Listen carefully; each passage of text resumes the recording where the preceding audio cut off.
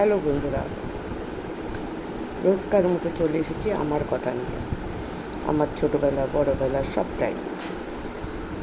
তো আমার বেড়ে ওঠাটা বলেছি একটা মফস্বল শহরে। তো আমার বাবা ব্যবসায়ী ছিলেন।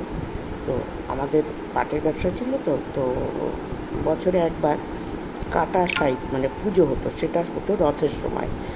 তো একবার রথের সময়, আর সেই সময় যত দালাল যারা পাটটা টেনে দিত, প্রচুর বাবা মিষ্টি সিঙ্গারা মানে পেট ভরে খাওয়াতেন।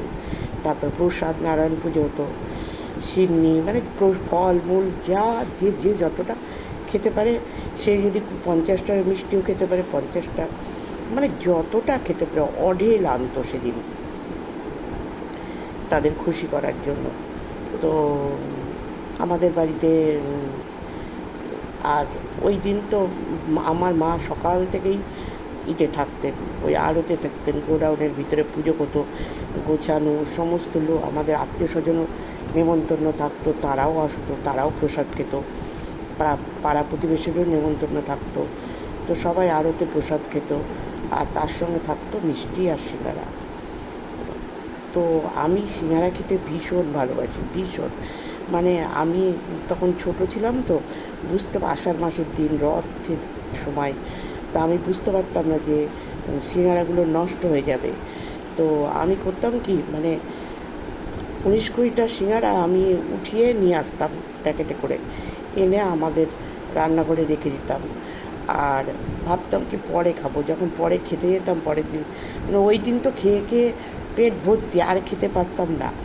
তখন বাকিটা আমরা নিয়ে আসতাম, যত খুশি নিয়ে আসতাম, নিয়ে এসে রেখে দিতাম মানে আমাদের রান্নাঘরে এসে। কিন্তু যখন পরের দিন সকালে উঠে খেতে যেতাম, তখন আর খেতে পারতাম না, কারণ ওগুলো সব যেমন আটার তরকারিগুলো সব নষ্ট হয়ে গেছে, টকটক হয়ে গেছে, আঠা আঠা হয়ে গেছে। কিন্তু এই লোভটা ছাড়তে পারতাম না, প্রতিবারই এরকম নষ্ট করতাম, কিন্তু নিয়ে এসে রাখতাম। ভাবতাম এইবার বোধহয় ভালো থাকবে, এইবার বোধহয় ভালো থাকবে, কিন্তু কোনোবারই ভালো থাকতো না।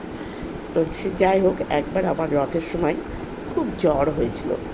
তো আমি আমাকে রেখেই বাড়িতে রেখেই বিছানায় শুয়ে আছি, প্রচণ্ড জ্বর, মানে উঠতে পারছি না। আমার সবাই চলে গেছে, বাড়ির কেউ নেই বাড়িতে, শুধু আমাদের যে দিদি রান্না করে সে আছে। তো সেই যে আমার যে মাসিকে বাবা মেসোমশাই মারধর করতে বলতাম না, তো সেই মেসোমশাই সেই দিন এসেছে। তো দুপুরবেলায় খেতে এসছে আমাদের বাড়িতে, আরতে পুজোর প্রসাদ টসাদ খেয়ে এসেছে। দুপুরবেলায় এসেছে আমাদের বাড়িতে খেতে, ভাত খেতে। তো ভাত টাত খেয়েছে, আর আমি শুয়ে শুয়ে কাঁদছি, কেউ নেই, দিদিমাও নেই, দিদিমাও আরতে। তখন ওই মেসোমশাই বললো, যাবি তুই, চ, বলে ঘাড়ে করে আমাকে, আমার খুব ইচ্ছা যে আড়তে যাব, সবাই কত মিষ্টি সিঙ্গারা খাচ্ছে, আমি খেতে পাচ্ছি না, দুঃখটা ওই কারণে, অন্য কিছু না। তো ওই মেসোমশাই আমাকে ঘাড়ে করে তখন নিয়ে গেছিলো ওই মিষ্টি খাওয়ার জন্য।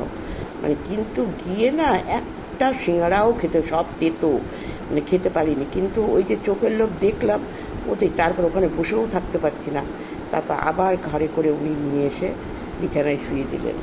তো এটা আমার অনেক বড় পাওয়া। তখন মেসোমশাই যে এত মারধর করতো, তাই বলে যে আমাদের বাড়িতে মা যে এত গালাগাল দিত, তাই বলে যে আমাদের বাড়িতে আসতো না তা কিন্তু না, আসতো। যেদিন গ্রাম থেকে করিমপুরে আসতো, 7 কিলোমিটার দূরে ছিল আমার মেসোমশাই বাড়ি, সেদিন আমাদের বাড়িতে এসে খাওয়া দাওয়া করে চলে যেত, আসতো, তবে কম আসতো। তো এটাই আমার খুব স্মরণীয় একটা ঘটনা। আজকের মতো এইটুকু, বাই বাই।